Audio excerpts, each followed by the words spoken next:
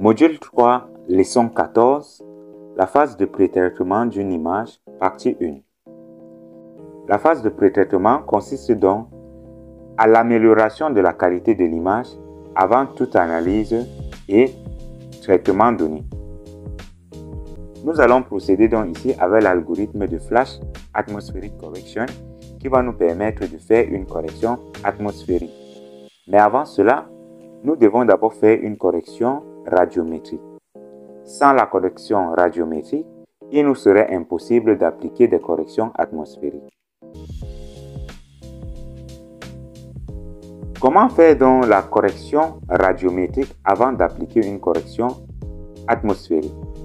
Pour cela, nous allons nous rendre au niveau de notre toolbox, précisément dans la rubrique Radiometric Correction.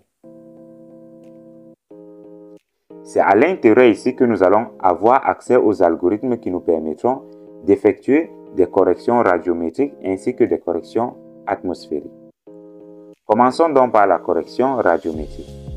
Pour cela, nous devons utiliser l'algorithme Radiometric Calibration pour pouvoir améliorer le niveau de radiance de notre image.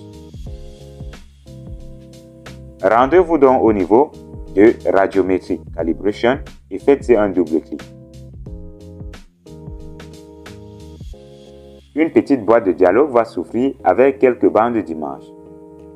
La bande qui nous intéresse ici, c'est la bande multispectrale, c'est-à-dire la bande composée de l'ensemble des bandes issues de notre image Landsat 8.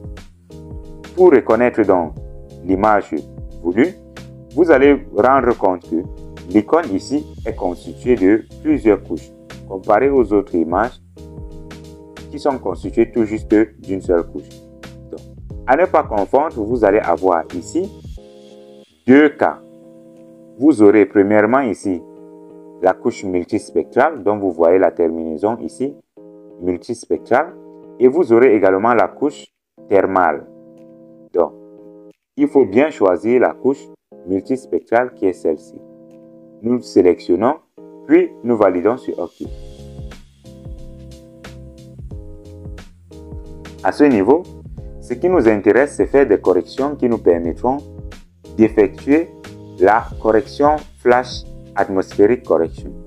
Pour cela, nous allons donc définir ici qu'il faut appliquer les paramètres du Flash Atmospheric Correction. Vous aurez donc tout juste à cliquer sur ce bouton.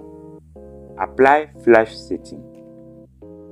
Une fois cliqué dessus, vous vous rendez compte bien que au niveau du Output Interleave, la valeur a changé. Par défaut, la valeur était à BSQ, mais lorsque nous appliquons les paramètres du Flash Atmospheric Correction, le Output Interleave change à BIM. Prochaine étape, c'est choisir où nous allons sauvegarder le résultat de cette correction radiométrique. Donc, au niveau de Output File Name, nous allons cliquer sur le bouton Parcourir, puis aller choisir où nous allons stocker notre image. Dans notre cas, nous allons toujours nous rendre où est située notre image, c'est-à-dire dans le disque E, précisément dans Image SAT, ensuite dans Bogo 2013, et ici, nous allons créer un nouveau dossier. Pour cela, nous allons cliquer ici, Nouveau dossier. Puis, nous allons appeler ce dossier Correction. Donc, l'ensemble des corrections que nous allons effectuer, nous allons stocker dans ce dossier. Nous devons donc donner un nom au résultat. Le résultat ici sera la correction radiométrique. Donc, nous allons tout juste mettre ici Radiance. Et nous allons valider Ouvrir. Maintenant, tout va bien. Nous pouvons cliquer sur le bouton OK pour lancer l'opération de traitement.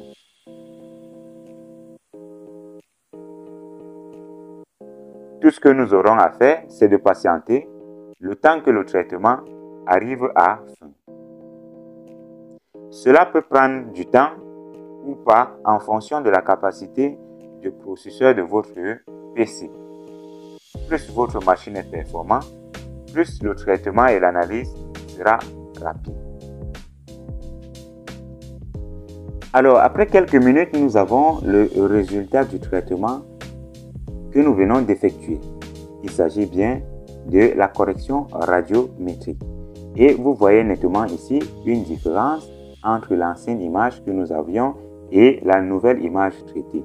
Alors, il suffira tout juste de décocher ici la nouvelle couche radiance que nous venons d'effectuer et vous allez voir la différence. Vous constatez que l'ancienne image est plus sombre, par contre la nouvelle image que nous avons traitée est plus claire parce que nous avons ici appliqué une correction radiométrique qui permet d'éclaircir, de rendre plus lumineux notre image. Ceci nous permettra donc de pouvoir identifier clairement les informations que nous avons sur notre image. Ceci étant la première opération, nous allons passer maintenant à la correction atmosphérique.